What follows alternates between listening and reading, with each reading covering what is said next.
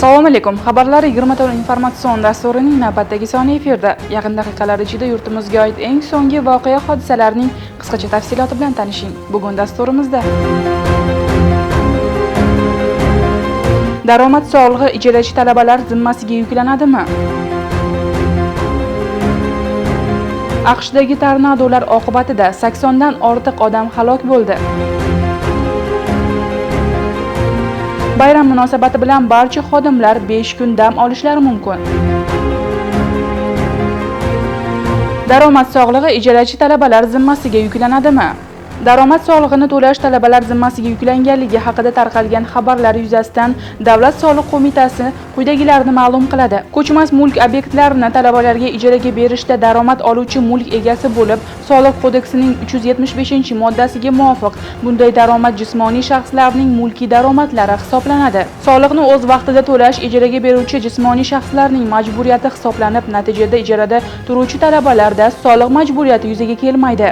Shuningdek, jismoniy shaxslar uy-joylarni talabalarga ijaraga berish faoliyati bo'yicha olgan daromadlarini soliqdan ozod etish yuzasidan Soliq kodeksining 378-moddasiga o'zgartirish kiritishni nazarda tutuvchi qonun loyihasi O'zbekiston Respublikasi Oliy Majlisi tomonidan ko'rib chiqilib, birinchi o'qishda qabul qilingan va 2020-yil 1-yanvardan amaliyotga tatbiq etiladi. Keyingi xabar. AQShdagi tornadolar oqibatida 80 dan ortiq odam halok bo'ldi. AQShning 6 ta shtatida tornado kamida 83 kishining hayotiga zomin bo'ldi deya xabar bermoqda BBC. Tabiiy ofatning natijasida o'nlab odamlar bedarak yo'qoldi, ayrim shaharlar butunlay vayron bo'ldi. Juma kuni kechqurun mintaqada 30 ga yaqin tornado sodir bo'ldi. Prezidentning so'zlariga ko'ra, juma kuni AQSh tarixidagi eng yomon kun bo'ldi, deyiladi BBCning xabarida. Manbaga ko'ra, birgina Kentuki shtatida 70 dan ortiq odam halok bo'lgan. Mayfield zavodida binoning tomi 100 kishi ustiga qulab tushdi. O'nlab odamlar kasalxonaga yotqizildi. Vayronalar ostidan 40 kishi tirik topildi. O'rta G'arbdagi 5 ta shtatda tornado oqibatida kamida 12 kishi halok bo'lgani xabar qilingan. Illinois shtati Edwardsville shahridagi Amazon omborida chodir qulab tushdi va 6 kishi halok bo'ldi. Yo'qolganlar haqida ma'lumotlar yo'q. Arkanzasda 2 qurbonlardan biri qisman vayron bo'lgan. Qariyalar uyini tark eta olmadi. Dastlabki ma'lumotlarga ko'ra, Tennessee shtatida 3 kishi halok bo'lgan. Missuri shtatida 1 kishi vafot etgani tasdiqlandi. So'nggi xabar. Bayram munosabati bilan barcha xodimlar 5 kun dam olishlari mumkin. Barcha xodimlar ish haftasining turidan qat'iy nazar yangi yilda ketma-ket 5 kun dam olishlari mumkin bo'ladi deb xabar bermoqda Mehnat huquqi Telegram kanali.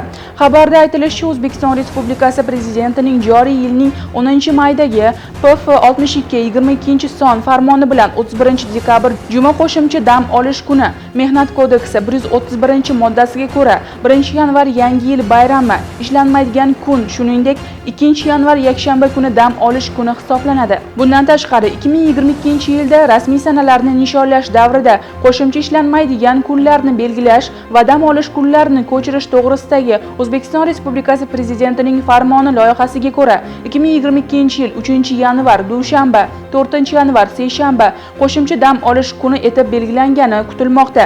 Qo'shimcha dam olish kuni etib belgilanishi kutilmoqda, deyiladi xabarda.